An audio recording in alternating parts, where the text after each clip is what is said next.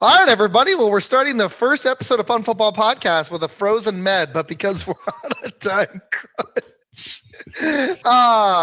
Tim, we've got Tim here, and he from Sports Real Podcast, and he has a show in a little under an hour. So I'm trying to respect time, and hopefully Med will actually be here. His internet is, you can tell. So I'll just drop him out for the time being, and when he comes in the background, we'll bring him back in. But anyways, I'm Izac with Fun Football Podcast. We are going to talk about the 2026 NFL Draft here. The recap, we're going to talk Packers. He's a Lions fan. We're going to hit those teams. I want to talk about some of the winners because I think it'd be a lot of fun. But before we get going, Ned will hopefully be in a minute. He's going to come back in. Tim, can you tell everybody about your show, where to find you, and literally your show right after this, and anything else, man? Floor is yours. All right, so I am a co-host of the Sports Real Podcast, which, Izac, you've been on, I think, up to 3 times now. So this is actually pretty awesome to be able to come on the Fun Football Podcast. We've talked about it for a while, but you can find us on YouTube, Facebook, TikTok. Our show goes live every Tuesday at either 6 p.m. or 6:45 p.m. at the PFC Entertainment Network on YouTube and Facebook. But you can also find us on Facebook, TikTok, X, Instagram, all at Sports Real PFC, or just search the Sports Real Podcast. You'll find us there. We pretty much kind of go along the same way that you do. You know what I mean? We talk, we cover all sports, you know what I mean? So it's been interesting having you on the show because it's giving you opportunity to talk more than, just football, which you got some takes, bro. You got some takes when it comes to basketball and stuff. So that's been a lot of fun.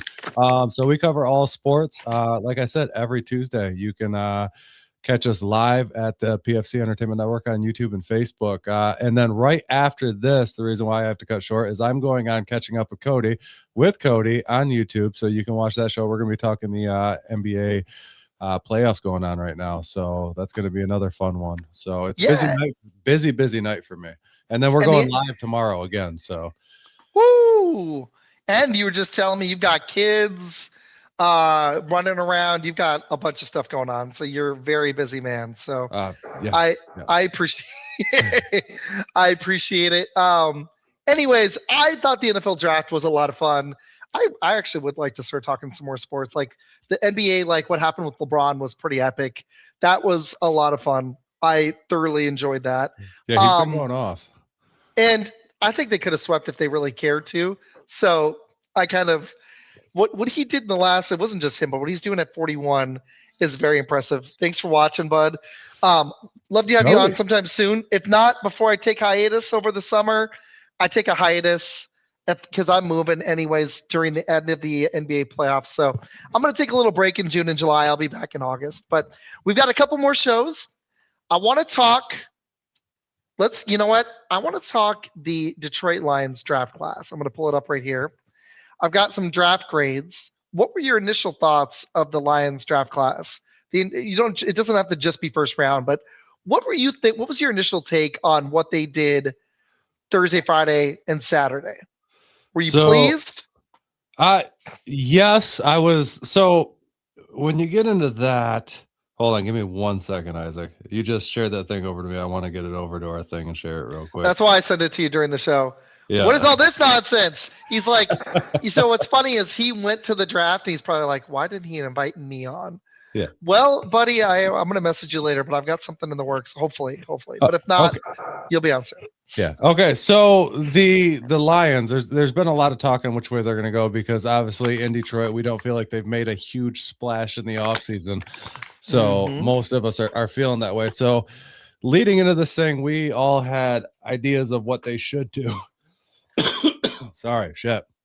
Oh, sorry. It's in my show. I just like to slide in those DMs. I just like to slide in those DMs. So, and I've talked about this on our show on what they should do. We obviously, everybody expected a tackle in the first round, and we got that. Now it was a different direction than I thought that they might go, but it was a direction that I thought that I've been talking about that they should go, honestly, and that was to grab a right tackle, which they did. They ended up grabbing Blake Miller, and I think that's a pretty good plug and play piece at right tackle.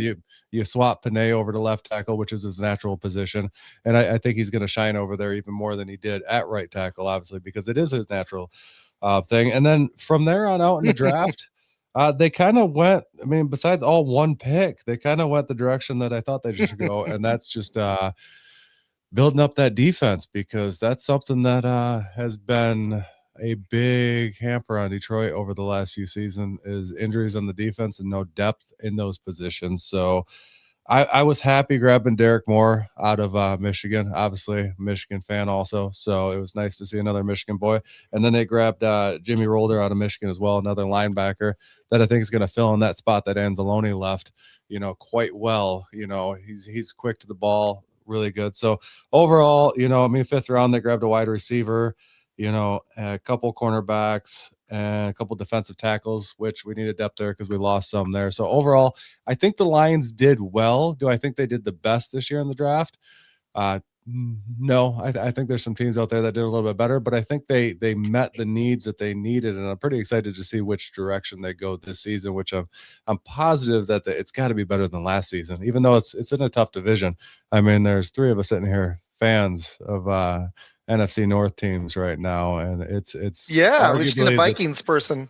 Should have gotten Shelby, Med. That would have been fun. Arguably the toughest division in the league currently, but I'm happy with the way that it turned out. I'm happy with the decisions that they made. Grabbing a wide receiver in the 5th, I understand, needs some maybe some special teams help there. You know what I mean? They lost Raymond had left, so they lost a returner. So maybe that'll fill that spot. Who knows? But I'm overall pretty happy, pretty positive.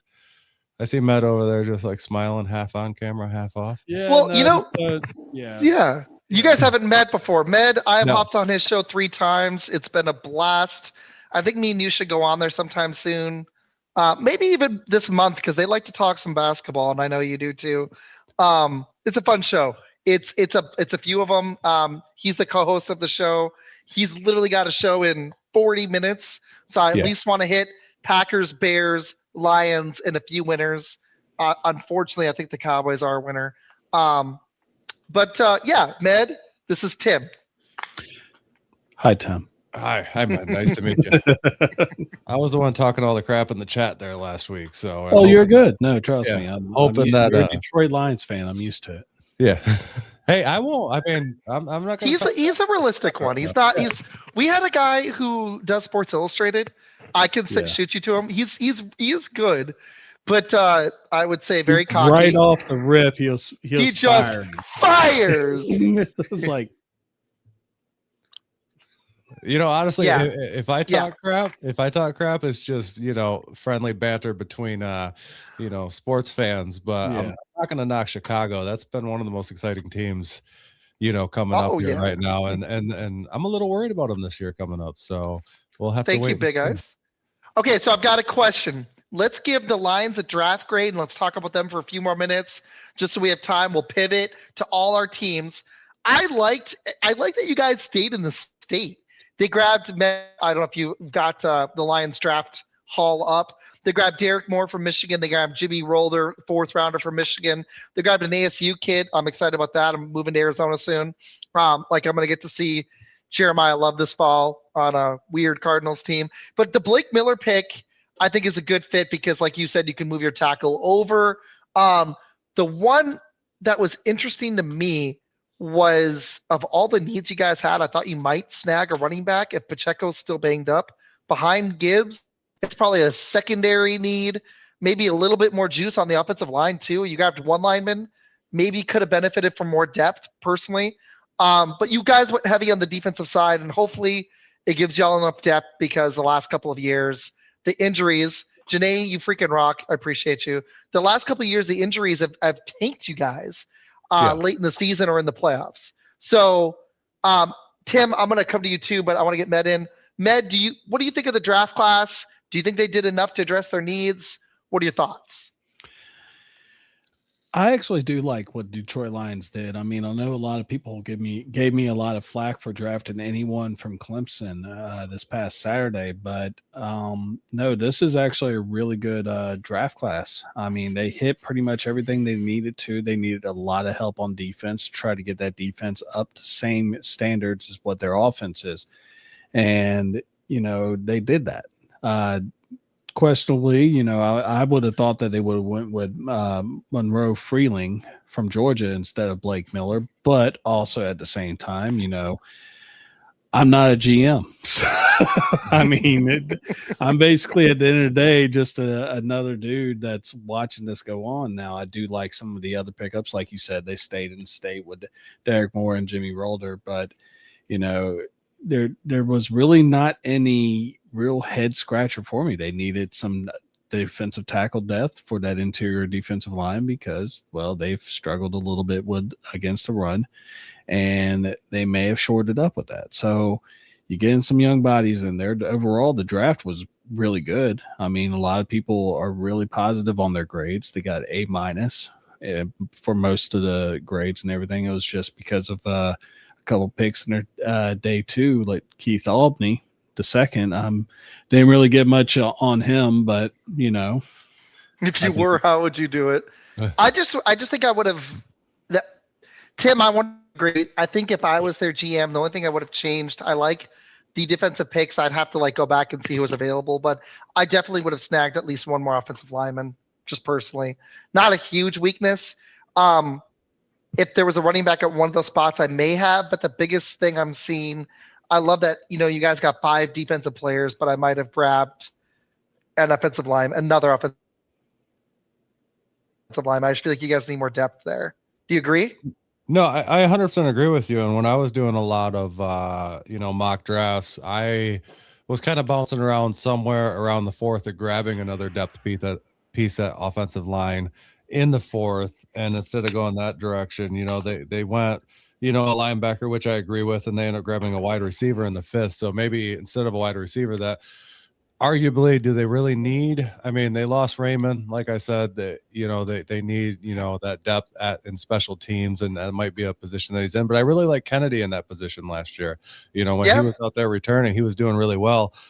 So I think I agree with you 100%. I don't know about the running back thing because you needed so much help on defense, and you only got so many draft picks. True. And also. What Cody just say? Pistons look bad right now. I have a lot of thoughts on your Detroit Pistons in a week. So much has changed in a week. My Lakers have shocked me. LeBron and the Scrubs have somehow gotten up 3-1. I love it. Yeah.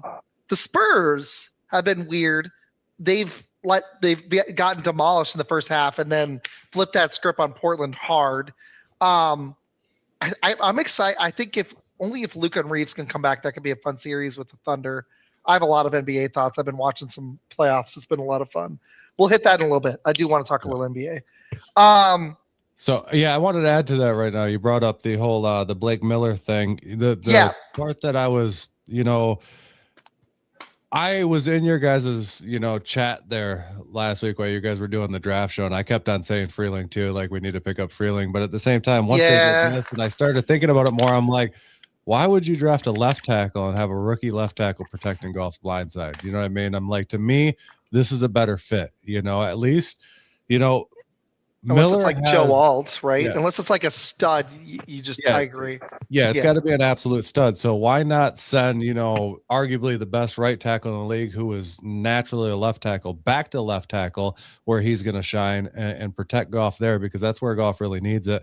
Because let's be honest, he can't escape a pocket. He's not very mobile. He's not very athletic. You know what I mean? So at least if he can see it coming at him, he can try to avoid it a little bit. But if he can't see it at all, he's just going down. So I think this was a good fit going right tackle. I'm super happy with it. I just didn't see them actually doing that, even though that's what I wanted. And they actually did what I wanted for once. And I mean, not that they listen to me, because I'm just, just a little dude sitting in the thing. What are you talking about, man? They got a direct line to Tim Sheridan. They're like, Tim. Red phone. What would your pick be? God, that would actually be I think they work too many hours, but being a scout would be a blast. I would love that. My dad always wanted to do that too. And this had a bunch of impact on Dynasty Fantasy Football, which I've started diving into the last couple of years. But all right, let's do draft grades. I'll go last here. Med, what would you give the Lions? And then we'll pivot. I'll go last here. We'll go Bears next. What would you give the Lions? A, B, C, D, F? You could do minus, plus. What are you thinking? I'm gonna go with a B plus because they I like it. definitely hit on they addressed a lot of their issues. Like I said earlier, they worked on possibly beefing up that interior defensive line. They got Kendrick Law from Kentucky, which is a pretty solid pick for a 5th rounder.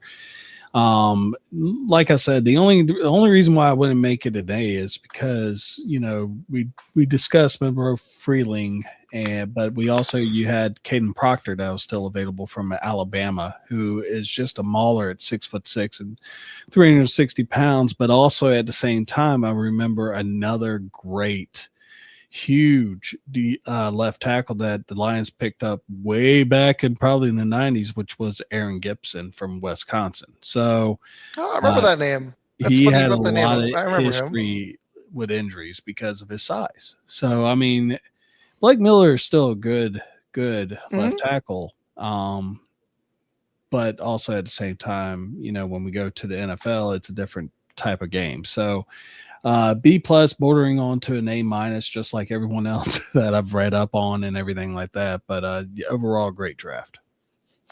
I'm going to go, Tim, what's your grade? I said I'd go last. What are you going to give him?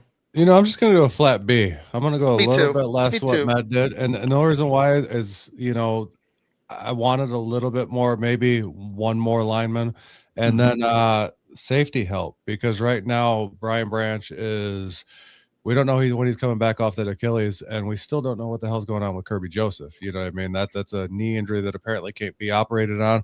Apparently Brad Holmes said that he's trending in the right direction, but I wanted to see a little bit more safety help, maybe grab a safety, maybe in the 4th round or something there. So we didn't get that. So I was hoping for that position in particular, and we didn't get that. So I'm just going to go flat B. I'm going to go B too. I like the edge rusher, probably partly because you didn't have a 3rd rounder. Like, my Packers are going to be knocked just a little bit. I still think you guys need a more offensive line depth. I got to knock it just a little bit, but I like the defensive players you guys got. I think there's a really, and I'm actually for you, Tim. I actually turned on the Pistons game, and it'd be nice if I saw them make a bucket. So I got to say there was a basket made. That was good. I do have a quick question. Yeah. So, Tim, just real quick, with Derek Moore being drafted, and basically one of the things I've always said for the last 3 years, Izac and I do an annual mock draft where we invite a lot of podcasters onto it. Yeah. And it's a really fun thing. We didn't do it this year because it kind of snuck up on us, but life happens, Life did happen. But let me ask you something. Last 2 years, I've been trying to pair Aiden Hutchinson up with a top-tier edge rusher coming out of college. 1 year was Miles Murphy, which at the time we thought he was going to be the bomb, and so forth. Do you think Derek Moore is the guy that's going to be able to actually be his Robin to Aiden Hutchinson's Batman? I think I don't know if he's going to be a full-on Robin, to be honest, but if he could, I think he's going to shine pretty well, because Aiden Hutchinson's a beast. He draws a lot of they double up on him quite often, so it's going to give him the opportunity to rush quite a bit. And we looked at Mohammed last year. Mohammed did excellent. I think he ended up with 11 and a half sacks, something like that last season, which is a pretty solid season for somebody who didn't even get that much playing time last year. And I have a feeling Moore's going to be filling kind of that same role, because he's not as good against the run, so he's going to be filling that kind of same spot that Mohammed did last year. So he's going to be in there in pass rush opportunities. And I think I wouldn't be surprised this season if he gets 12, 13 sacks this year, and he looks like a superstar. You know what I mean? But I think that's a lot of play, but I have to wait and see how he does and what they can build him up into, because it is a big jump from college to the NFL. So let's see how well he can do. But I think it's a good matchup. Like, I want to see him grow into that Robin, but I got to see him play at the NFL level at first. But I still think I would not be surprised if he ends up with at least a minimum of 10 sacks this year, just because there's so much attention on Aiden. Or, it might be vice versa. If he starts shining, it might open up Aiden to, get, 15, 20 sacks this year. So who knows? I mean, it's hard to tell, but I think he's a good pickup. I like that he's another Michigan guy. So now we got 2 Michigan guys on the ends, and that could be dangerous. I like definitely hurts the in locker room betting. Yeah. Oh, that'd be sick. Yeah. Okay. Just for time's sake, I don't mind if we come back to the Lions, but just because Tim's only got about 25 more minutes, I want to hit the Bears, and I'd like to quick hit the Packers, and I'd like to hit some winners. But they did draft some Wolverines. I like the draft for y'all. I'm wondering if it's enough. I'm wondering if you guys are going to read that needle's going to go back up. We're going to see. We still got a long offseason. I think there's going to be some more moves soon. I think A.J. Brown is going to get traded. But off the NBA stuff, if we have time, we'll hit at the end. Tim knows I love talking a little ball. The Chicago Bears, they grabbed Thieneman with that first pick in the first round. Then they go center from Iowa, Logan Jones, and they surprisingly took a tight end in the third round. Interesting pick. They got Xavier Thomas, another receiver, Malik Muhammad. They prioritized, other than Thieneman, they prioritized offense the next 3 picks, and then they went back to defense with the last 3 picks. Matt, I'm going to go to the resident Bear expert here. What were your thoughts on this draft? I love Thieneman. Did you love everything after Thieneman? I like Thieneman and I like Jones because those both, one of the things that we always talked about this past offseason was they really need some help on the back end. They have Kobe Bryant back there, and now they got Dylan Thieneman. That's going to be one hell of a duo back there in the safeties. And Logan Jones, he's going to be drafted as basically the starter. Newberry's going to be there 1 year as a stopgap, and then he's going to be pretty much gone. Now, Sam Rosh, I don't quite understand what the thinking of was that. You got Cole Kmet, who is a pretty decent tight end, and he may be some trade bait in the future, but we'll see what happens. But Sam Rosh was definitely paid as one of the best blocking tight ends in this draft. Zion Thomas, great vertical speed. If he can catch the ball, he's like the kid off the Little Giants movie from back in the day, where he's trying to catch a roll of toilet paper roll. Yeah, exactly. But it's weird because Komet's only 27, so now you guys have just loading up on tight ends, I guess. Yeah, that's what we do. We, some teams just draft receivers like the Packers. We draft tight ends. But I was always high on Malik Muhammad. I was actually kind of surprised that he fell down to round 4, and we were able to get him. Keyshawn Elliott, really don't quite understand that. Really don't understand why we don't have an edge rusher in our draft. But that's a different discussion. But I do actually like Jordan Vandenberg. That's going to be a solid one. Kind of was a solid pick radar because it's Georgia Tech, and usually they suck. But other than that, this draft was very similar to the Lions, to where we hit just about every need that we needed to. We lost a lot more in free agency than most other teams with leadership and everything. But I'd give it a solid B. That's a range I was thinking. The Ringer gave y'all B-. I kind of like it. You guys went for some interesting positions, but I like this. Tim, I'll give some more thoughts in a minute. Tim, what are your thoughts on the Bears? Division rival? Yeah, it is a divisional rival, and I can't stand the damn Bears. I gotta say that. I understand. No, like I told you earlier, like the Bears are the one in the division right now that really scares me, because coming off last year, they're so close, man. You know what I mean? Like, and with Ben Johnson, and I can't swear on this show. I've tried to stay, but I can curse that man's name all day long. And on my show, I will. I've done it a million times.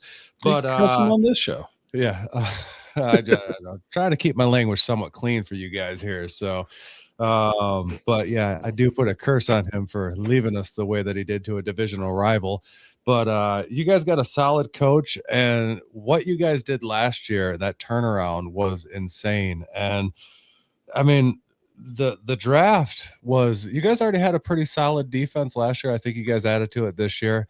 And then you guys had a really good offensive line last year with the addition of Tooney and stuff last year that really just, and I think you guys added to that again. So I think it's going to be a very dangerous team. So I think I'm right around the B mark, as well as I'm with the Lions. I think you guys are right on that level of the draft class. You did really well. And I just think, and we'll get into Green Bay here in a second, I think everybody kind of all hit really well. We don't need to cover Minnesota because, they got Kyler Murray. Yeah, they didn't. But I think these 3 teams right here, are all hit very well. Yeah, what was Minnesota doing? Taking Caleb Banks when Thieneman was It available? was definitely one of my surprises. What? Yeah, my team without a first, you could nitpick, but I actually liked my draft mostly. I have some nitpicks, but yeah, I liked Meds. I think they're about the same range.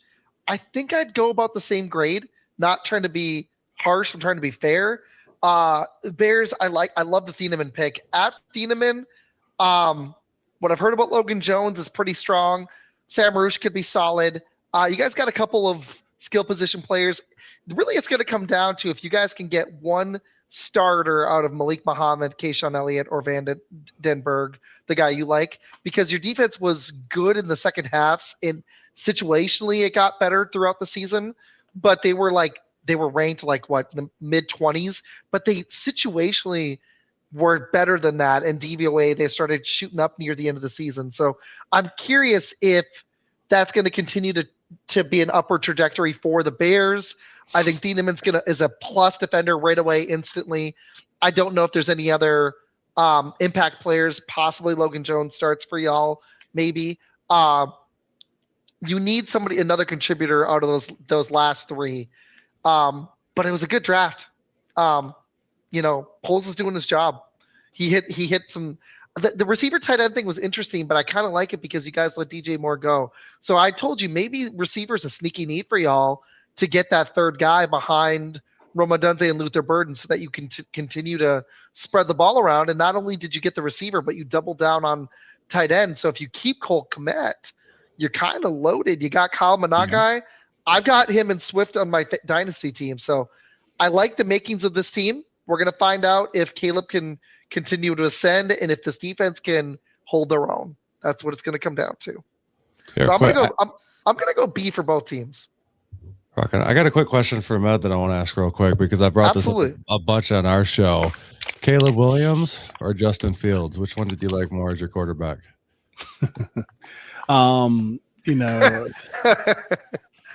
Good question.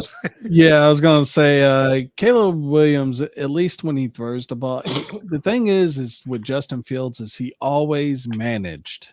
And it was kind of like a Jay Cutler thing too, where if there was a mistake to be made at the worst possible time, by God, Justin Fields was going to do it. Yeah. and it's unfortunate because he has so much talent. And, when he was jettisoned for Caleb Williams, which we get, you didn't want a quarterback controversy, but when they let him go and everything, I mean, a lot of the Bears faithful, they rooted for him, go out there, young man, show him that, we messed up.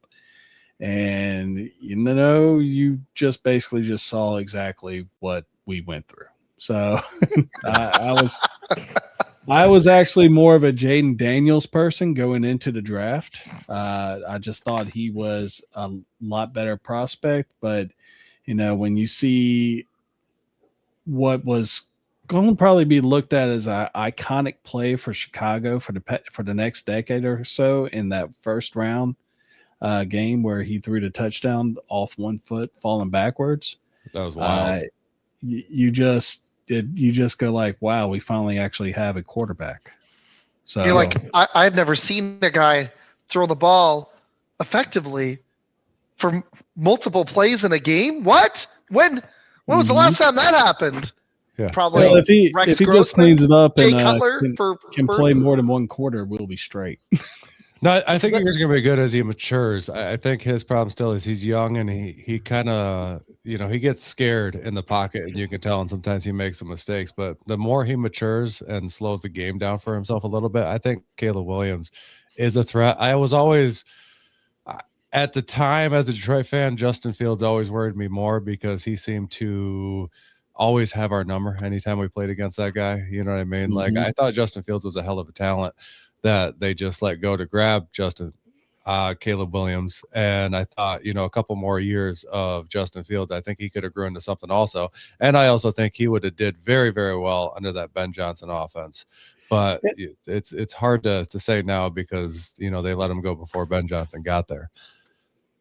And, I could actually add to that is, Justin Fields also had 3 different offensive coordinators. So you're never going to really get a consistency if you're doing that. And you look at the offensive coordinators that he got, like when a defensive coach is just sitting there trying to, I understand why Caleb Williams was afraid. He got sacked 68 times in his rookie year. Yeah.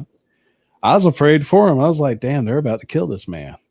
And, it's thankfully he stuck it out and, he's gotten better with it, with his awareness. But yeah, no, this is hopefully the start of a really good ride for us, because as a Bears fan and you're a Detroit fan, you definitely understand. Sometimes it's tough. Oh, yeah.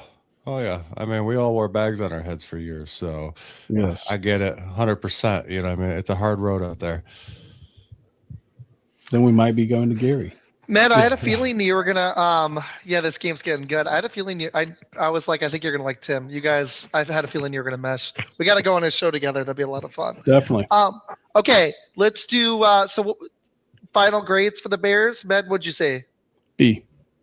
Yeah, Tim? I want to be as well. That's what I thought. Okay, quick. We got 20 minutes. If we can do Packers, maybe a few winners. Not the Vikings. I think they're a loser. I think one big reach of the first round. My Packers didn't have a first round pick, and not being biased, solid job. I was actually okay with it. I think that they should have grabbed something on offense to back up either Jordan Love, another running back would have been nice, or receiver. But of all the things, honestly, they probably could have grabbed offensive line too, but they decided to go defense heavy this draft. From what I've heard about their fourth rounder, they needed edge help. I like it. Med knows more about Brandon Sissy, which is a bad name, but looks like a physical raw. But if they can develop him, he could be one of the best corners in this class from South Carolina. Chris McClellan, I like. That was an interesting pick, but I kind of like it because they gave up Colby Wooden in that Franklin trade, and they replaced him with Hargrave, who's like 7 years older. So they put a Band-Aid on that, and this could fix that problem. They went edge, so they went defense on the first 3 picks. They pick up another corner late, so they double down on corner, which is something we love to do. We pick multiple of the same position, kind of like the Bears. And then we get a kicker late, which I actually loved the kicker pick because I was pissed when we didn't sign a kicker after McManus kind of blew that Bears game. You like some smack? Left 7. You know what? He needs to smack McManus out of there. That's what he needs to do. For real. Absolutely. So I'm going to go, I think B minus, just a notch below, but pretty good for not having a first. I'm pretty happy with it. The only thing I would have added was some depth on offense somewhere other than just the center, but I'll take it. For that pick, he looked pretty solid. So I go B minus. Solid draft. What'd you guys think? Tim, you go ahead and go first, bud. All right, so I'll start off. I mean, I'm gonna go right there with you with B minus. Overall, I think they did really well. Defense, I think Green Bay needed a little bit more offense, instead of going so defense heavy, because I honestly thought they had one of the best defenses in the North last year, just the way that they were sitting. So, but big props to them going edge, because you guys kind of had the same problem that we had. You had Micah Parsons on one end and who the hell's on the other. You know what I mean? You need somebody to complement that. So it was nice to see them grab that piece. So that's why I'm gonna go B minus. But I think maybe a little bit receiver help or something around those lines would have helped out maybe a little bit more to shore up that offensive line. And I think they could have cruised right into this. That's another scary team, man. That defense last year, like. I mean, I told you when you were on our show the last time, like, I wish Detroit's the linebacker core on Detroit was what you guys have in Green Bay, because those guys are phenomenal. The speed that they get on the ball is just absolutely phenomenal. So, like, big props to them. And I think it's going to get even more dangerous with adding another edge there as long as he pans out.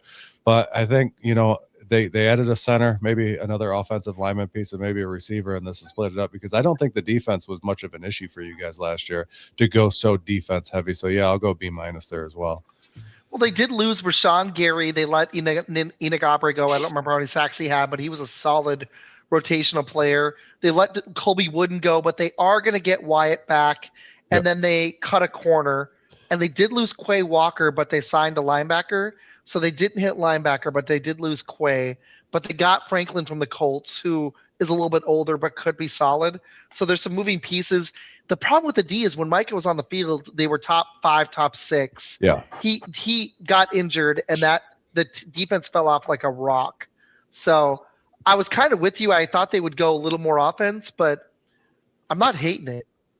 No, I mean, I wouldn't hate it either. I mean, the offense was solid last year. I always tell you this a bunch of times. Like, the only person I question on the offense is Jordan Love, because I don't know if he's that franchise QB for you guys yet. Like, he's got to prove himself first. I'd like to get him some more damn weapons. We're going to find out if these young guys pan out. I like Tucker Kraft last year. We're going to see if Jacobs can stay healthy. And every time we sign a freaking kick returner, the last 2 off seasons, Med jokes that we signed our number 1 receiver just to clown on me because he knows I'm pissed. Because I'm just like, I got an offer for Laporta in Dynasty, and I'm just like, here's the deal. If we could like have, and I talked about this on Tim's show twice, maybe 3 times. I think I did it every time. Sorry, Tim. Love is up and down, but could we give them the same weapon? The Bears weapons, the Vikings weapons, oh my gosh, or the Lions. You guys have J-Mo as your 3rd best receiver behind Laporta and St. Brown. What does Jordan Love have? He has Christian Watson?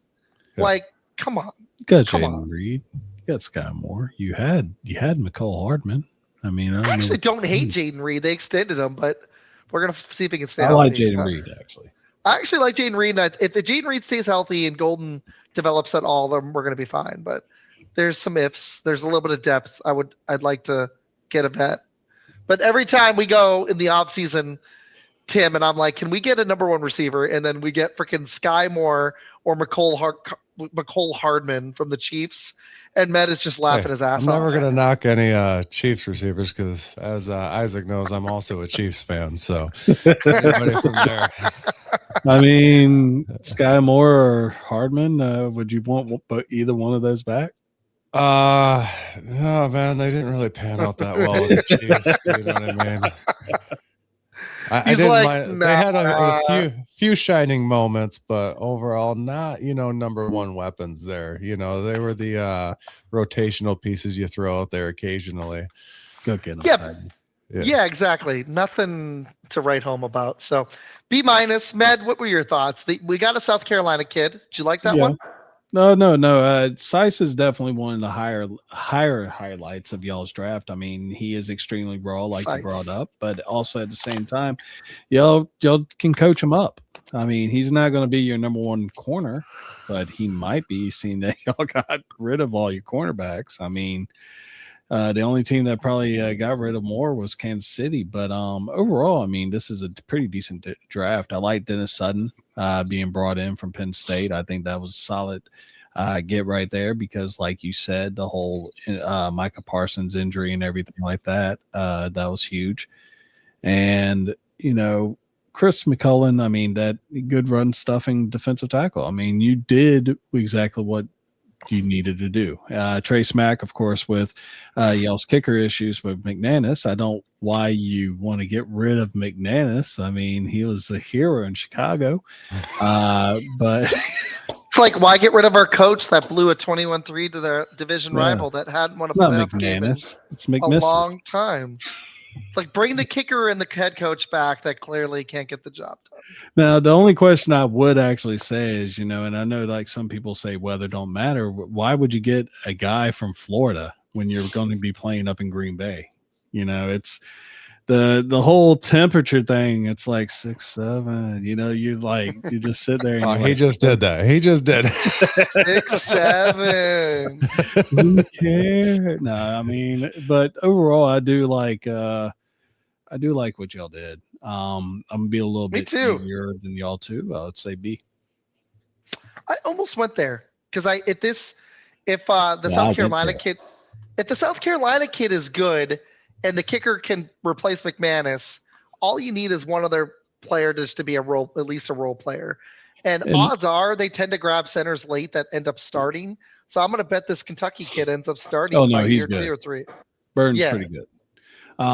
Dennis Sutton, that out of all the picks though, I would say watch Dennis Sutton. I think that whenever we're doing drafting and stuff, Dennis Sutton is usually one of the guys I always looked at. I like it. Well, we got about 10 more minutes. So we hit our 3 teams. Okay. I'm going to give you guys, I want you guys to give me a winner. I'm going to shock here. I was actually really impressed with the Dallas Cowboys. I'm not sure about the Malachi Lawrence.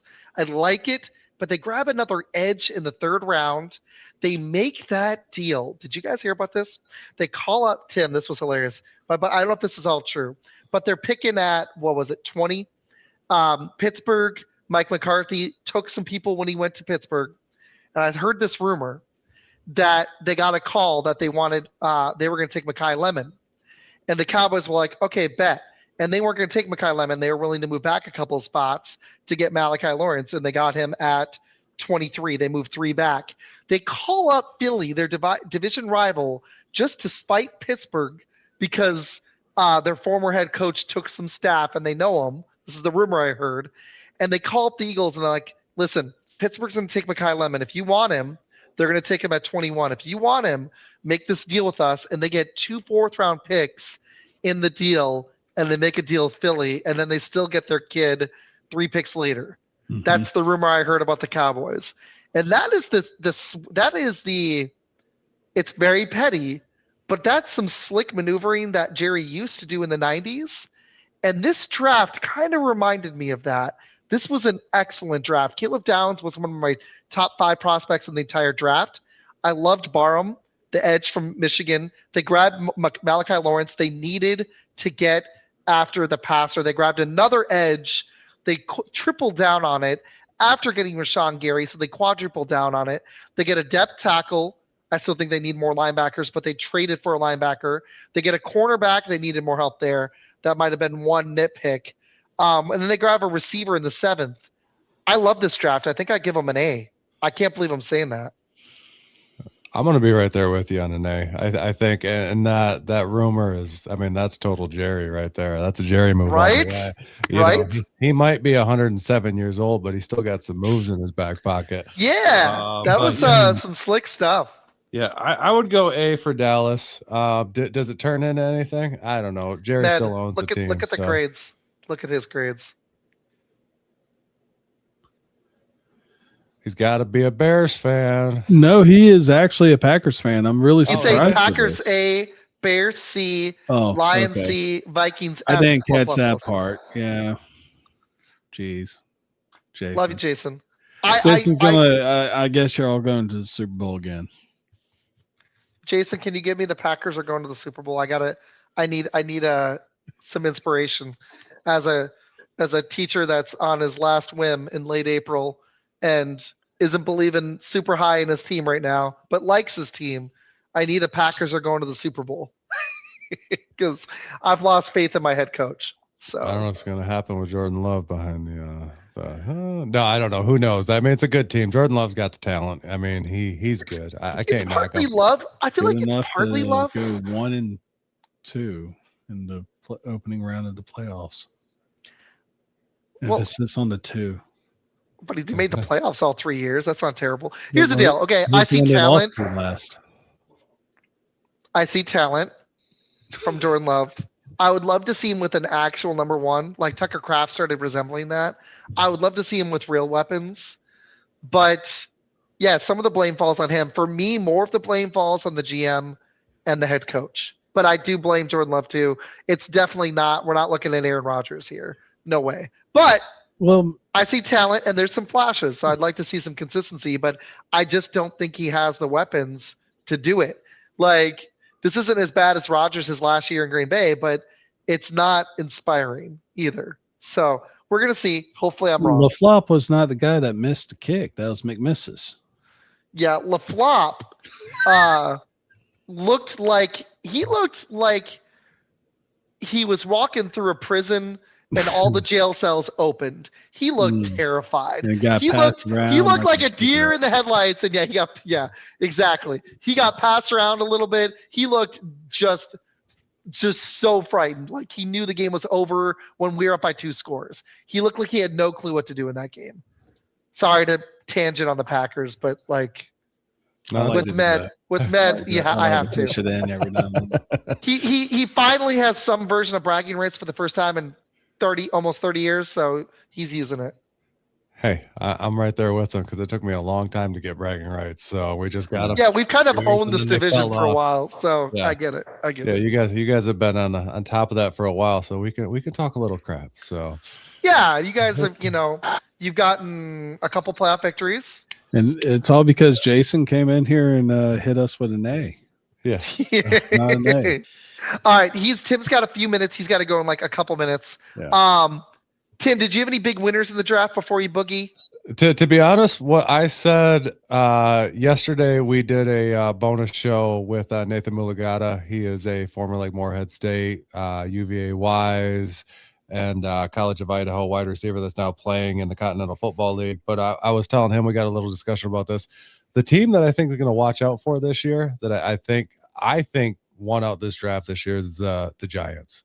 To be honest with you, the Giants made a big impact, and with what they had last year with the they were shining a little bit with Jackson Dart and Cam Scadaboo, and I think they added to this. And I hate to say this because I am not a Giants fan at all, but I think with the addition of Harbaugh up there, I think this is going to be a scary team this year. I think they get an A+ this year in this draft. I like it. Let me look at their any thoughts on that? No, And then I want Tim to give a shout agree out in a with minute. him. I mean, the thing with John Harbaugh is it gives them stability, which is something they haven't had in like a decade. And it's just one of those deals where you sit there and you kind of look at how they drafted. I mean, they had Reese fall into their laps, and then they came back and addressed another need with their 10th pick. It just really did a really good job. And I'm not used to saying that about Joe Schmo up there in New York. I mean, I was expecting him to, do something like, give Daniel Jones another contract or something. But no, they are building around their young team, and they're putting them in key spots. So. Yeah, I like it. I love this draft. That was one of my winners too. Quickly, you get Reese, you get the offensive tackle, the corner, you get a receiver that might actually be pretty good. And then you get a few late picks in the 6th that I like. That was definitely one of those teams that was a winner. I thought the Patriots did well. The Dolphins did pretty good. Not quite as strong as I thought, but a pretty solid draft if Proctor ends up being that guy for them. The Rams were a suspicious, weird team. If Ty Simpson hits, this is an A. If he isn't what we think, and I don't know if he is, but that is a perfect position. But for a team that's in win now mode, I don't know if I agree with that. Yeah, weird pick, and we're not going to know what he is for at least a couple of years, I imagine. So, and they're trying to catch Seattle to win they went out there and addressed their cornerback needs. They had other holes, not a lot, but they had other holes to catch Seattle and maybe surpass them. And I don't know. I kind of thought they whiffed there. I don't. It is the best situation for him to go to. You get a tight end in the 2nd. You get your offensive tackle in the 3rd. They get a receiver late, a defensive tackle. It just felt like a weird draft for them. So I don't know. I think the Raiders, if Fernando Mendoza hits, that was a bona fide awesome draft. Did you guys have any quick thoughts on the Raiders? And then Tim needs to go, and I want you to shout out your show in a second. Did you guys have any thoughts on the Raiders? They grab Mendoza. They get a safety from Arizona. They get the edge from Auburn. They get McCoy late if he gets healthy. That could be the steal of the draft. They get a center. They get a running back in the 4th. They get another safety. They double down on safety, get the corner. They get another corner. They go get a receiver in the 6th. They decide to not hit receiver this draft. But other than that, it's got to be, if Mendoza hits and McCoy, that looks like an easy A to me. Any thoughts on the Raiders? I'll fill that one in real quick. Mendoza, we still don't know where he's going to be in the NFL. You really never know drafting one of these kids. I mean, he looks solid, coming out of college, but you don't know. I think it was a good draft for them. It could be an A, like you said, if it hits, but they're also playing in a super tough division. I think Kansas City's going to have a little bit of a bounce back year and possibly make a wild card spot, possibly sneak in. I don't think it's a Super Bowl year for them, but also Chargers, tough, and the Broncos, they're playing in a tough division. So I don't know. Their draft grade, I can give them, an A-, but I don't think it's going to be in effect this year. I still think they got a couple of years to be able to compete in that division. So A- on their draft grade, but I don't think it's going to affect them being in that division. It's tough, and it's the Raiders. I mean, what are we talking about here? It's until they switch up ownership or something, I don't see that team really amounting to much.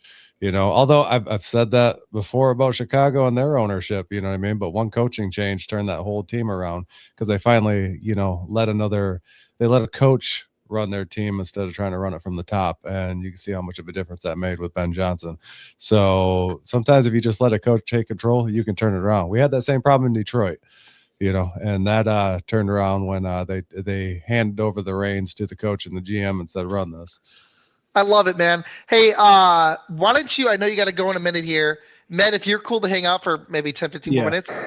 Yeah, I have so many more thoughts, but you've got to go, Tim. I would love to do another collab with me and Med coming on, or y'all coming back. I would love it.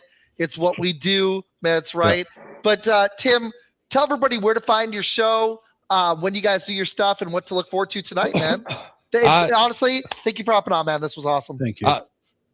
Thanks for having me on this. It's good to finally jump on this. Med, it was nice to meet you. And Isaac, I'm going to stay in touch because I think we all need to get together for a preseason show. Isaac, we usually have you on for, but Med, we need to get you on too. We need to find a my Vikings dad might person. like that. My dad actually might like that too. I'm going to be living with him, and he talks a lot of ball. I do know a Vikings chick. She's very good, and another Vikings guy. So we'll set it up. But other than that, I am literally getting off of here and heading over to Catching Up with Cody on YouTube. We're going to be talking NBA playoffs. You can catch us tomorrow night at the PFC Entertainment Network on YouTube and Facebook at 6:45 p.m. We're going to have the guys from Two Guys One Pod on with us, and we're going to be talking all sports there. So check us out there. Also find us on all of our other socials at Sports Real PFC, or just search the Sports Real Podcast. So Isaac, thanks again, man. I appreciate you, and I'm going to be in touch because we're going to set up an NFC North preseason show coming up here in a few months. Absolutely. I am putting the show that he's hopping on now in the comments. I messed up the first time. There's the show. Everybody go check it out, Catching Up with Cody. And I'll put the other show on in a minute. But, dude, go have a blast. Yeah. Thank you so much. I'll hit you up later. And you have your choice of links. You got 4 of them up there for you folks. Yeah. All right, guys. I'll see you later. Thanks, guys. Later, Tim. Later. Man, I love having you on because I know I'm going to get shit, but I love it because you're my brother. So I love Jason. I do kind of, if there is a nitpick on your draft, mine would be we didn't get a running back or receiver. We needed a QB, running back, or receiver, mainly quarterback or running back, or really offensive line depth, and then receiver, and we didn't address really any of them, barely. So that's why there's no way the Packers get an A. Sorry, Jason. It's just not possible. We still don't know who our backup QB is. We still don't know who our backup running back is, because if it's Chris Brooks, that's not the answer. But the tight end is a nitpick for the Bears. That was a weird – do you like the pick? No.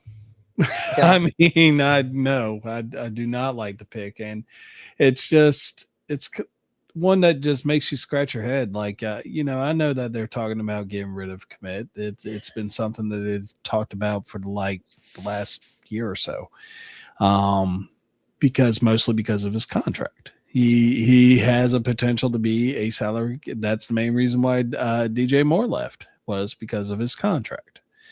And, the one thing I could say about Ryan Poles is he's very quick to grab that axe and just chop it off, because he is, and he's doing it for the right reasons. I mean, the Bears back in the 90s, we were a team that usually spent big in free agency, and it always backfired. So, I mean, but as far as this goes, tight end, when you have needs at edge, like if you have needs at wide receiver and stuff, and you had the option to draft someone else in a position of need, and you decide, hey, you know what? Let's get a tight end, because we draft them all the time. There was at one point there was 7 tight ends on the Bears roster last year. Holy wow! Exactly. It's what we do. Y'all draft receivers, we draft tight ends. So, I mean, preferring this past draft, y'all didn't draft anybody. I am too. Surprised me. I'm shocked we didn't draft a receiver. I love the defense. I get it. They saw Micah go down. They saw the defense drop off. But to me, there were so many needs on offense they just neglected. And then we packaged some picks together and did a trade late in the draft. And, Yeah, I don't know. The Bears made a couple interesting moves too. That's why I don't think either of them deserve A's. I think it knocks you down just a little bit. I agree. So yeah, but okay. Any other thoughts on the draft? I think we just kind of nailed it. That corner falling, there was injury concerns. Mm-hmm. How in the heck did he fall all the way to the 4th round? I really don't know because a lot Like of people I don't get this. Like these injury concerns can't be that high. And we're talking about Jermod McCoy, who went to the Raiders in round 4. And, he had a first round draft grade with a lot of experts. And it was mostly because he tore his ACL. The year that he was playing in Tennessee, his first year starting, he had 4 interceptions and had shut down corner ability. And I mean, yeah, no, I get being nervous about injuries and stuff like that, but this is a young man that you kind of want to swing a little bit sooner than 4. If he pans out, congrats to the Raiders. And he's going into a situation that's going to be really good for him. With the amount of talent that they have on that defense right now, because they built up expecting not to have Max Crosby. Now they have Max Crosby. So it's just, that defense is going to be disgusting. And, with what you were talking about with teams I agree with this. that had a great draft, I really like what the Jets did. Let's look at the Jets haul. I've got all the teams' hauls up on the Ringer. It's kind of fun. The Jets got a B+ on there. They get David Bailey. They get Kenyon Sadiq, somebody I might take in Dynasty at 6 if he's even available. Then they get Omar Cooper Jr. You get possibly, if Cooper's Jr. is good, you definitely get a difference maker at tight end. I'd be surprised if he's not. You may have got a difference maker at receiver. You definitely got one at edge, unless we're all wrong. Then you get pawns. So you possibly get 4 starters, which is kind of wild. I don't know how they're not in the A's. I don't know much about their 7th and 6th round picks. They get a safety in the 7th. They get a guard in the 6th. They get Klubnik, the quarterback, in the 4th, unless that's a reach. I don't know how they're not in the A's because those first 4 picks feel like bona fide home runs to me. And they grabbed a defensive tackle from Florida State in the 4th and a QB just to see because to take in this draft unless you reached and Ty Simpson was gone, so there just wasn't a quarterback, and they took one in the 4th instead. I love that they didn't reach. My buddy who was in Arizona is like, why didn't we take a quarterback? I was like, there was no quarterback to take at 3 for Arizona, so taking Jeremiah Love was not a bad decision for a team that they have Connor, but he's getting older, they needed a difference maker. So suck one more year, or Brissett's good for you, and then get your quarterback in 27, Yeah. And I mean, you look like you kind of nailed it. I mean, you look at what they basically changed the dynamics of their offense in one draft with who they got. So, so much. I love it. And they also got 2 key positions, like we've always talked about whenever a team is drafting and everything. Quarterback, of course, is the biggest plus that you want to go for, but shortly after that is putting pressure on, which is your edge, and then cornerback. So overall I liked what the Jets did, and I liked what the Carolina Panthers did. They did a really good job themselves. Looking at their draft, it's they went out and got more Monroe Freeland to go ahead and take over one of the tackle spots, and sorry folks, Lee Hunter, who was a pretty decent Texas Tech, Chris Brazel II out of Tennessee. We'll see what he does. But the real key one I think that they really got was Sam Heck from Kansas State. Really good center. They really addressed their offensive line, which is something they need to go to because of how much money they put into that over the last couple of years. And injuries is just devastating them. So I really did like what the Carolina Panthers did. Gotcha. The Panthers was a good one too. Wheatley that was solid. Patriots had a solid draft. Dolphins did pretty good. We talked about them earlier. I talked about the Rams. That was kind of a weird. I'm not sure how to feel. I think the Raiders may have won the draft if McCoy is good. It just comes down to that. But if him and Mendoza hit, they may have won this draft outright. Mhm. I've heard so many things about the Chiefs. I wasn't going to give them airtime, but you know what? Since we have so many lovely Chiefs fans, what were your thoughts? Chiefs did an all right job. I mean, there were some picks that I was like, kind of like, but so I don't get the A-. I would have gone B plus maybe. If Delane's good, but that's a lot. That's a lot for. Personally, I feel like you traded a lot of assets for a guy that I think would have still been there at 9. So I mean, I like that they were aggressive and got their boy, but they did trade up a lot. I do like that they hit defensive tackle if this kid is good, and they hit an edge like I said they needed, but they didn't hit offensive line, but they nailed corner like I predicted. No, they had to. I mean, they had no choice. They got 2 of them because they lost their 2 starters and, over to LA. But, another player that I really do like that they picked up was Emmett Johnson. And they've done really well with these smallish. Exactly. They had to get rid of him. They had no choice, unfortunately. And he was already telling them to get rid of me anyway. So. I mean, they could have maybe worked something out. I didn't love that trade because I feel like it just made the Rams so much better. Unless McDuffie falls off like Snead did, but I don't think so. He's with the Rams. That's a damn good program. They got a great coach. They're gonna be fine. I'd be surprised if he doesn't pan. I know Snead fell off like a rock, but sorry, he went to Tennessee, one of the worst programs in the NFL. So, and what's crazy about this is, and he was hurt. Their 29th pick when I was doing that mock, and I had the Chiefs. I actually picked Peter Woods, and because I thought he was a decent pick, and I got a lot of shit for it. But you know what? Because you can't really just judge a book by its cover, because if you do, you're going to really mess up and go past something without even giving it a second thought. Peter Woods is a decent player. He has a great motor. Yeah. Is he going to be one of the top-notch guys? There's a reason why he was in the late first round, but that's still higher than most people you would draft afterwards. I mean, Peter Woods is pretty decent in my eyes. And, of course, Mason Thomas fills that edge need that they have as well. That can go opposite of Kalaflis from Purdue. But yeah, no, it's definitely a pretty solid draft with the Chiefs. I'm not really big on the A- thing either, but not quite. Not to be mean to the Chiefs. I just don't see it. Delane and Woods would have to be difference makers, and then they need to get a starter out of either Thomas or or at least rotational play out of him or Kennedy or Johnson. They grab Cyrus Allen later. They grab Nussmeier, the QB. I don't know.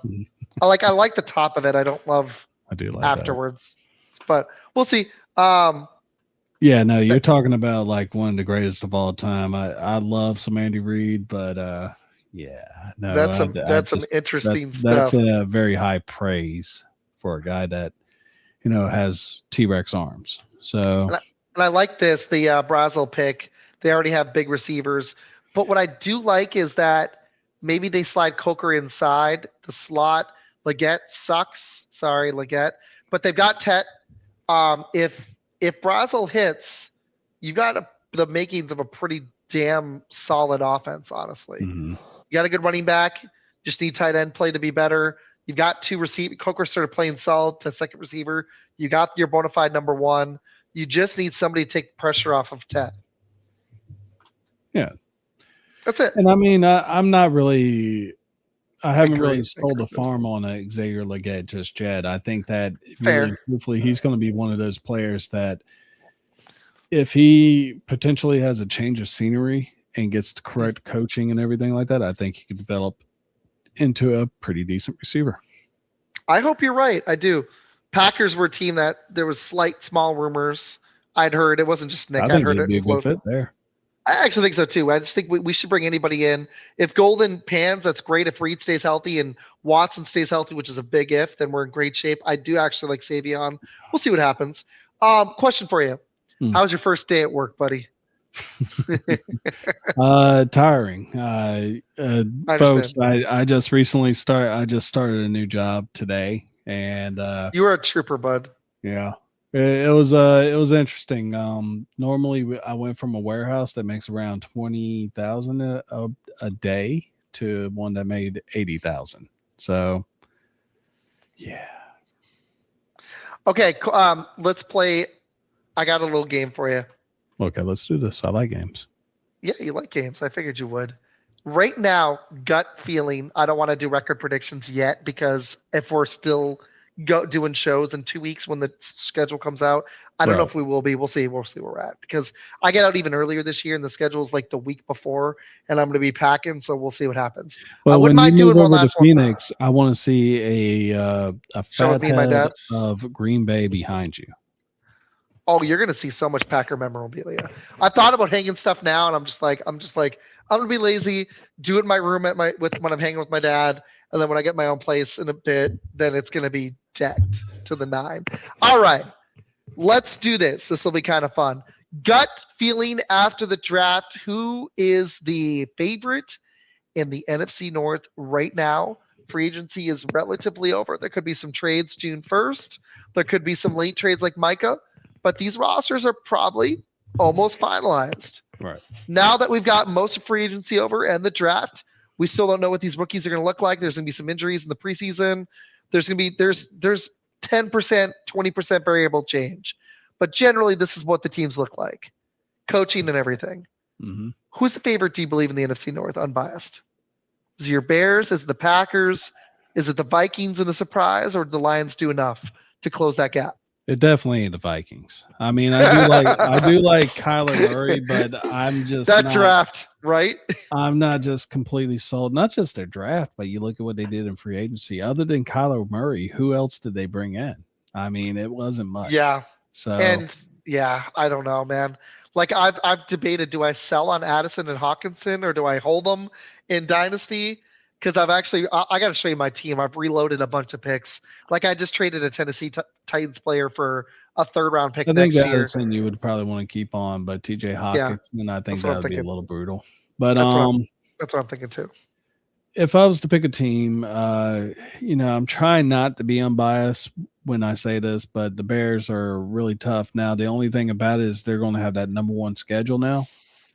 And I'm not really crazy about that. So I'm actually going to go with the Detroit Lions on this. I think that they will actually reclaim their little throne that they've had for 2 years before last season. And because they will be playing a 3rd place schedule with a pretty loaded team, last year was just, every way that the ball bounced wrong, it bounced for the other team. They also lost Aiden Hutchinson halfway through the season. I mean, there was a lot of variables that, they had, they were, me and you both called it about the offensive and defensive coordinators. We were like, look, guys, that's going to be a lot tougher than you think. And they were like, oh, no, we're going to be great. We're going to be fine. And, lo and behold, they got their ass kicked. So, but I think, that was a little bit of a learning curve. If Campbell doesn't go out and try to go for it on every single 4th down, then I think they'll be fine. But I think it'll be the Lions.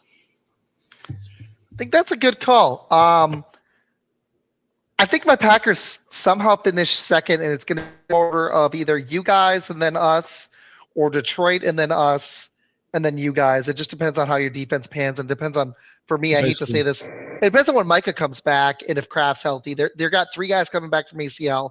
If 1 or 2 of them are contributors, those were 3 of our best players last year. That's going to be huge. But you guys, is if your defense continues to ascend, I need to see what Caleb does. There's some factors. Usually teams, it's hard to, keep catching up on teams, catching them by surprise 2 years in a row. It's very difficult to continue to ascend, but I like what I saw from Ben Johnson. You guys almost didn't love that second playoff game, but even then Caleb showed moments. And then I think we do like 1 or 2 more divisions and save this for next week. Read that last part.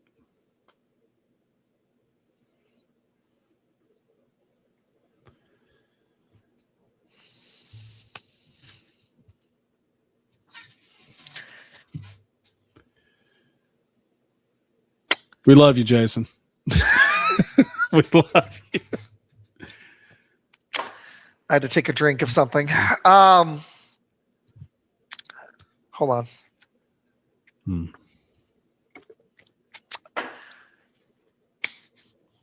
I will say I think the Raiders had a very nice draft. If they take the AFC West, you should go place a bet on that right now. I'm just out of curiosity. I'm going to look up the Raiders' odds just to win their division. I just got to know. I just have to know. What do you think the odds are on them winning the AFC West? I'm going to go. It definitely will be the least out of the group. Mm-hmm. 1 in 3,000, maybe. They are 1,800 to 2,500. That's where the odds are listed. They are significant long shots just to win the division, but they are 1,250 or 1,500 to win the Super Bowl. So if that's the team, because there always is a team. You know what? Always is a team. I'm actually gonna, not clown on this one. I love Jason. They did have a great draft. The Chiefs could take a step back. Let's just play the scenario. I can't see it, but the Patriots did go from worst to first and made the Super Bowl. So there could be a team that sneaks up. That is a tough ass division, though. I got to see the coaching be good. I got to see Mendoza be good. The thing that scares me is that, and I have Jack Beck in Dynasty, is the receivers. The Denver Broncos are a beast, man. I would be surprised if they could overtake the Broncos or the Chargers. Even with that great draft class, I think it's going to be a multi-year rebuild in Vegas. As good of a draft as they had, if McCoy comes back healthy, even this season, they got to get some receivers up in there. They got to build that O-line. They got pieces all over on defense around Max Crosby. They got to see if Max Crosby's healthy. But Jason, I love the enthusiasm. I do. I know he's a Raiders There's also fan. history in knowing that a rookie quarterback has never won the Super Bowl too. So I mean, you look at their offensive weapons. They got Brock Bowers, who's coming off an injury. They have Trey Tucker, who I actually love as a receiver. But I mean, they built up a lot of defense, gearing up to where the person that's going to be carrying the ball all the time will be Genty. Whatever Genty does, that is pretty much how far this team will go. And I don't see it. But I don't see it either, just because I think they need receiver help and offensive line help, and they still have holes on defense. And like Jays is saying, if McCoy isn't healthy, this could be a much better team in 27. Yeah, and they are in that's the toughest division of football, especially defensively. If the Raiders have a solid defense, you got 4 teams with good defenses. That's a tough that's a gauntlet division. To me, that's even harder than, especially with the Chiefs trying to come back. That might even be harder than the NFC North. No, it's definitely harder than the NFC North. The NFC West has the Cardinals, but you got 3 other mammoth teams in that division. So I don't know. That's an interesting. That wasn't where I was going to go. So we both think. Where did you? So you had the Lions, then you guys, and the Packers and the Vikings, or did you have you guys third? I could see us going third because I could see it too. I can still see you being a wild card in there too. You might still be a wild card and be third. Yeah, I mean, it could be 10-7 or 9-8 and still be a wild card. It's very possible. There's probably going to be two. There's probably going to be 2 wild cards out of the NFC North, and there's probably going to be 2 out of the. I think the math is right. There's probably going to be 2 out of the NFC. Yeah, that's what happened last year. 2 wild cards out of the NFC West. All right, I know you're getting tired. Any other, not the Raiders necessarily, any other big predictions really quick before we take a break for a week? I want to do another show next week. We might do the Mike Essen one. We'll see. How about them Browns? Right? That was an interesting draft. How about them Browns? What'd you think? I thought very highly of it. I mean, I wasn't really. I loved it. Loved it. Spencer Fano was definitely not my number one. The person that I wouldn't think as far as tackle goes going off the board first, but I can kind of see it. And, Casey Concepcion heading up to Cleveland. I mean, I loved him as a player for the Aggies last year, but I mean, I'm just worried that, with his size, is he going to be able to take the hits? I mean, he kind of has this similar frame as Xavier Worthy, but Denzel Boston was one that I was really happy about. But no, they definitely worked on their offensive line. And Talon, I'm a quarterback green. That was actually a pretty good pickup, considering. But no, I agree. I agree with you on the Fano pick, but it still was solid. But then to go get two receivers that should really help this offense when you really didn't have like Judy is not panned. You needed to get something in there for Shador, whoever's going to be QB. Probably not Deshaun Watson, but you needed something up in there because there wasn't a QB to take early in this draft. They take a late Talon Green pick. But other than that, that 6th-round flyer, you get a couple late tight ends. You get two receivers that I really liked in this draft. You get your offensive tackle. You get McNeil Warren to help bolster that secondary. And then you go hit the offensive line to just completely start rebuilding this offense so that when the QB comes in 27, if it isn't Shador or if Watson doesn't get it together, if you still need a QB next year and you draft that quarterback, now he's coming into a system with – you got Judkins, you got a couple receivers that are young, you've got Bannon. Now you're starting to piece together a team with the monster on the defensive end. You get your safety. I like this draft. The Ringer had an A+. I'd probably go A, but it's one of the best drafts I've seen. This was really good for the Browns. That is how you start rebuilding a roster, in my opinion. So besides Minnesota. Oh, Minnesota was such a bummer. I think the Rams are a loser unless Ty Simpson hits, but we talked about that. What about the Jacksonville Jaguars? That's actually the team I was going to say is. What are they doing? What are they doing? If do they just not want to make the playoffs 2 years in a row? Maybe they're still trying to move to London. I mean, for all we know, I mean they definitely. I mean they're just as bad as we are with tight ends. They drafted 2. So, I mean, it's just like,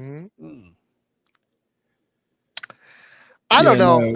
I think I'm with Jays. I think agree with you. They had the worst draft, in my opinion. This was pitiful. I don't. And it's only amplified. And it's only amplified from the trade last year with Travis Hunter. I completely agree. And if he's your starting corner and a difference maker, then good on you. Like the Packers, one of the reasons I gave them a B or B- in their draft grade is they get Micah Parsons, even off an ACL. You saw the difference he made. Travis Hunter was solid as a rookie, but not a game breaker. So I've got some concern. And they don't think he's going to play receiver, he's going to play corner. That's fine. You can argue a corner is worth a top 10 pick, but a top 3? I don't mind the pregnant pick in the 3rd round if I'm being nice. That one could work out. The guard. But definitely. Dude, what do they I don't know. But you can't really hinge your whole draft on a guard. It's just like Oh, I agree, right? This actually feels like the division. Jason was bold with that Raiders pick.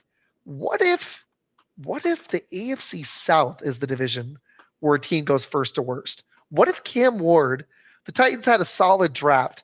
Cardinal Tate could be really good. You get you a weapon. Gunnar Helm was solid as a rookie. You bring in Wan'Dale Robinson. You still have Tony Pollard at running back. Solid. Not amazing, but solid. You go and get Keldrick Falk, edge rusher from Auburn. Now we're talking. You get Anthony Hill, linebacker from Texas. Now we're talking. The problem is they didn't have any picks until the 5th round after that, but those top 3 picks were solid.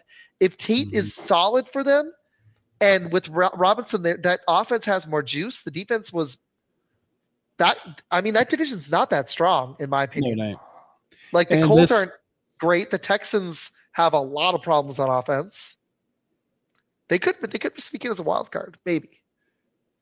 If there is a team that I would say, like you said, can go from first to worst, from being a division winner to a division cellar dweller, it is Jacksonville. And, Houston's outside of CJ Stroud throwing 5 interceptions, had a good year last year. And, like Jay said, Titans had a great free agency and then had a really good draft to back it up.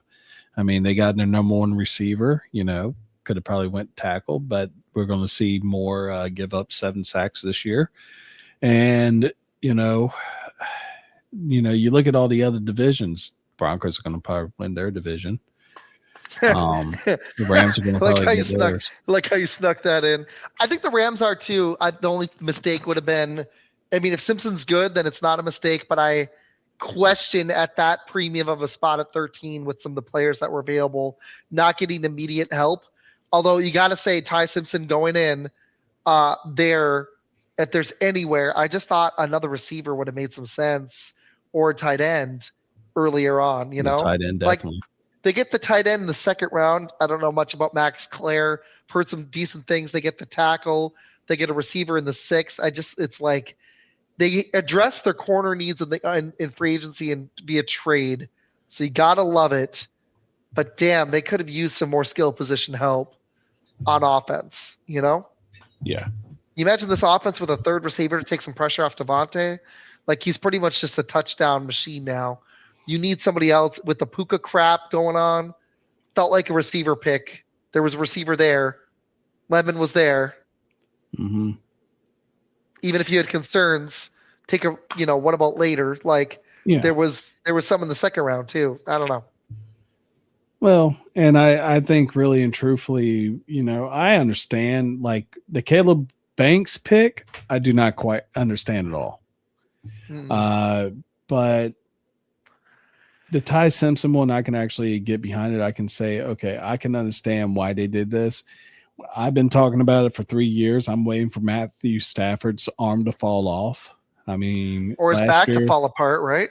Yeah. I mean, the dude is 37, 38 years old. And like, it was like the hand of Jesus touched him last year and he stayed healthy.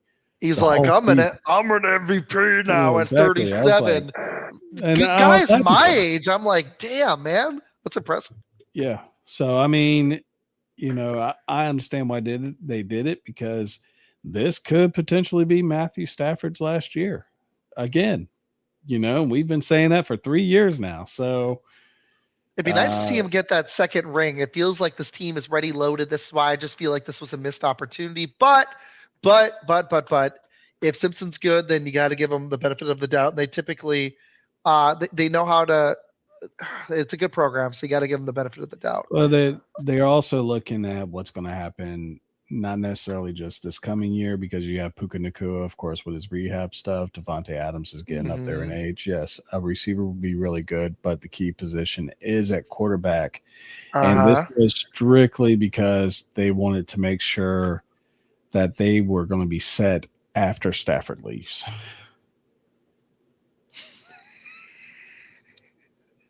That's brave. I love it. Hey, since you did the Dolphins in that mock, let's hit the Dolphins really quick, and then if you have any final thoughts, if not, we'll boogie. And I'll we'll plan our show for next week. I think I did better. I think you did too. You're gonna have to remind me of yours, but Caden Proctor, don't hate it. Alabama kid, good, solid pick. Chris Johnson, okay. Actually, a really good pick. Do you like that one? I thought it was a little early. I thought it is a little bit of a reach, but Chris 30s Johnson actually tested out really well as far as his. Oh, that's true. He wasn't happy with that pick. Forgot about that. McVay was pissed about the Simpson pick. I don't think they included Yes, he was. Him. Rightfully so. Sorry. Did you see the clip where John Lynch actually like cracks a smile as soon as someone brings it up? He's like, so that's like the brother syndrome when they're like, oh yeah, ask him about that. Ask him about it. Do it. Sorry, I interrupted. Keep going, man. Good. Dolphins, my bad. That was funny. Well, I mean, the Dolphins overall, they did pretty well. I mean, they addressed, of course, Cam Proctor, Chris Johnson, but one of the things that we talked about is they need to address receiver. They need to give Malik Willis some weapons. And yeah, they went out and they tried to get a few, but I mean, they got the backup to Matt Clare. I love Jason. I really do. I want you to come on soon. I was trying to plan a show with Rev. We'll talk about it. If not before the break, after, but yeah. But you nailed it. They get a receiver in the third. And well, sorry, I do 2 like in the the Chris third. Bell pick. Like I Chase did said. actually like the Chris And I Bell love pick. the Kevin Coleman Jr. one in the late 5th. So Yes, I do too. But Chris Bell and Kevin Coleman Jr. might be their best 2 receivers. That's saying something. There's a chance Caleb Douglas could be their 3rd best receiver. That's how weak the receiver room. Does it feel a little bit like does it feel a little bit like sabotage? Like they're setting up Malik Willis to fail just so they can get a QB next year? Almost feels that way a little bit, doesn't it? Maybe I'm being a little biased because I love my former Packer, but in all honesty, it kind of feels like they're setting them up to fail a little. There was receivers they could have taken earlier in this draft. There was Mekhi Lemon at 12. There's receivers at 27. Can't totally knock the Chris Johnson pick. They did need corners. I understand. They had a lot of needs, so I get it. But to wait to 75 for a receiver when there was other ones, not the best class, but there was other ones that would have helped this team so much more, feels like a bit of a whiff. The Ringer gave him a B plus. The other side I saw gave him a B. But by pure depth, I would give him a B. It's not a miss of a draft, but that is a little suspicious. not my draft. It's not your draft. I would have gone a different direction. They do have a lot of needs, though. You gotta think of that too. They had holes. This is like you sprayed a shotgun on a bullet on one of those papers. You got holes everywhere. Well, there's holes there. There's holes there. One of those at the gun range. You got holes everywhere. So yeah. Well, they addressed their defense, which they know that with Malik Willis, they're basically going to expect him to be able to carry that offense by himself. And you watched it. Malik Willis is not that guy. He's not going to be the person that can carry a team by himself. He's going to need help, and they really did a bad job of trying to find him help. They didn't do anything in free agency. For the most part, yes, they got good young talent. With, like I said, Kevin Coleman was one of the guys that I fell in love with when I was looking at players. But Bell's a great player. Douglas, Will Carmaraki from Ohio State. That was the backup to Matt Clare. So, I mean, the way that I'm looking at it right now, NFL.com has their draft graded as a B. I think. Oh, I gotta go to NFL.com. I like they run different sites though. Yeah, I like it. I like it. It's good. I like it more as a C plus. I would go B minus if the receivers hit. I do like the Caden Proctor pick. I like that they hit defense. I'm wondering how it's going to work. I like the Kevin Coleman Jr. pick too. I think I'm going to go B minus because if that corner hits and the tackle starts, you got 2 starters. You just need one of those receivers or linebackers. They snagged a tight end too. Shoot, man, they had a whole bunch of picks. So they had 80 picks in the draft. Any other teams you want to talk about? You want to hit the Vikings? You want to talk about the Vikings before you boogie? What grade do the Vikings get, man? And then we'll get out of here because I know you had a long day. What pick did you like? I'm going up to it. Give me a second. I didn't mind Golday. I heard decent things about Golday, but you just can't miss that bad on a first rounder. Thiedemann was there. It made sense as a spiritual successor to Harrison Smith. Yeah, y'all got him. It made more sense for the Vikings with Harrison Smith maybe retiring, even if he comes back for 1 year, learn for a year under one of the GOATs. That guy's awesome. He's going to be a Hall of Famer, I think. I think he will be. I just don't understand that guy. I think he was in like the 70s on my board and a lot of people's boards. And a lot of 50s, people's boards. 60s. Like he had a second round grade. And the thing about Caleb Banks is he was always injured. This past season he was injured. The year before he had an injury. It was the biggest reach in this draft, in my opinion. Does he have a lot of upside? Yeah. But the biggest problem a lot of people really associate with upside is that they're going to be successful. They don't think with the fact that, if that you got your guy, but is he going to be the guy? And Jason, I'm very close to agreeing with you on this one. I do like the Jake Goldie guy pick because yes, I heard how good of a middle linebacker he was for Cincinnati. Will he be a middle linebacker in the NFL? We don't know. But everyone else, I mean, Orange, the Orange Crush, Dominique Orange, that's a pretty solid pick too in round 3. But you basically went defensive line, linebacker, defensive line, offensive line. Now, of course, that's the best return that you can actually get in the NFL is someone that's playing in the trenches. But everyone else that they picked, you picked a fullback in the 5th round. You picked a running back in the 6th. Fun. And I a guy love that's this. not really that good. I mean, it's just you sit there and you kind of scratch your head and you're like, what kind of fucking crack were you smoking when you were doing this draft? This is just one of those things. And, I feel I don't really feel bad for Vikings fans because what happened 2 years ago.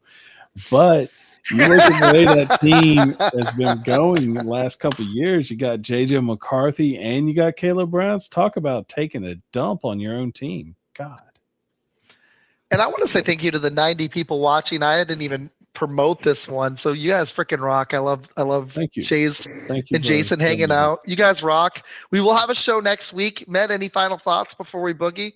I know you need to get you some rest, man. It's 9:30. Man, the Vikings just need to be better.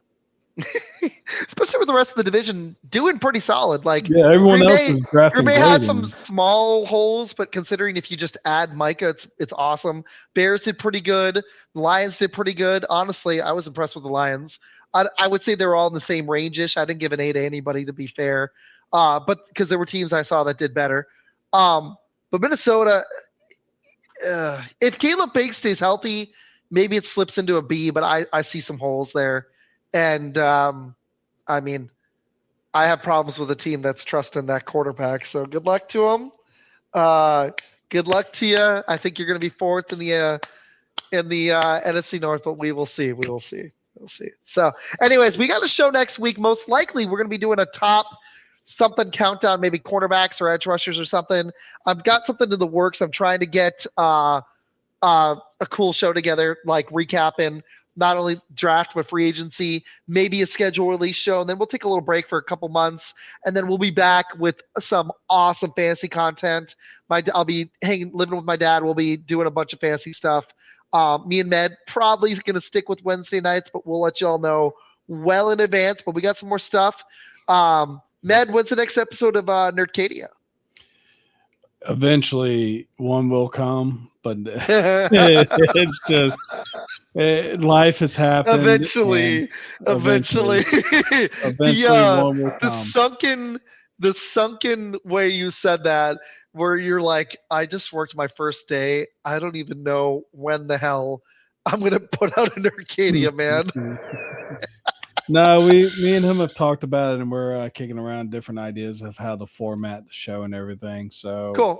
Once we actually do that, I think we'll definitely grab some attention and everything like that. So if you do like nerdier content and also just dudes just hanging out talking about the bullshit that is going on in our everyday life, that'd definitely be the place that you want to check us out. And I do have a sponsor now, and we'll see what happens. So whenever I make a video for that, to where I can, it's just been a crazy 2 weeks, dude. I completely understand the life answer. You're like, life, man, life. I completely get it. Life. The end of the year teaching I teach 8th grade, and those kids just do not want to learn right now. But anyways, I do want to do a couple shows before I move, maybe 3. We'll see where we're at. I'd love, if there's time to do a schedule release, we'll see. But we'll have a couple more. But go check out him on Nerdcadia on all the socials. Go check out me, Fun Football Pod. I just put a Twitter post out earlier. Watch my one video 6 times. Go watch his one video 100 times. Make him feel popular. Yeah. Get him to 1,000. If you get him to 1,000, we'll bring you on the show. Okay. Set it on repeat and just go to sleep. That's your reward. If you get him to 1,000, we'll bring you on. Anyways, I love Jay. I don't know if you saw this. Janae had a comment early on that I freaking loved. She said this. This was so cool. Hold on. We should be on Netflix. We Let's should go. That would be some highly entertaining stuff. But anyways, thanks for hanging out, bud. Thank you to everybody for watching.